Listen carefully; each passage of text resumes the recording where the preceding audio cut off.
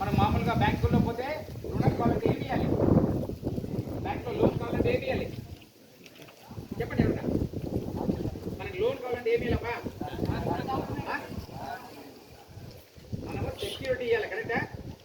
అలా సెక్యూరిటీ లేకుండా ప్రజలందరికీ 10 లక్షల దాకా ఉచితంగా రుణాలు ఇచ్చినారనమాట. అది ముద్రా యోజన, అది ప్రపంచంలోనే పెద్ద ఒక స్కీమ్ అనమాట.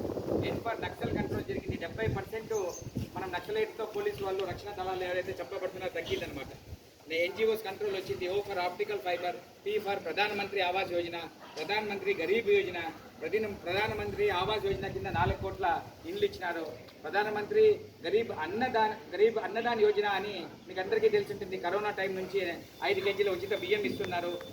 ఆ రకంగా క్విక్కెస్ట్ డ్రోన్ డిస్పర్సల్ అయింది. Or Rafale deal, road construction సగటున 12 కిలోమీటర్ల రోడ్డు వేస్తా అంటే ఇప్పుడు సగటున 30 కిలోమీటర్ల రోడ్డు వేస్తున్నారు. ఎస్ ఫర్ స్వచ్ఛ భారత్, మీకు అందరికీ తెలిసి ఉంటుంది. స్వచ్ఛ భారత్ ద్వారా ఎన్నో లక్షల మెట్రిక్ టన్నులు చెత్తను మనం తొలగించాము. స్మార్ట్ సిటీ కాన్సెప్ట్ వచ్చింది.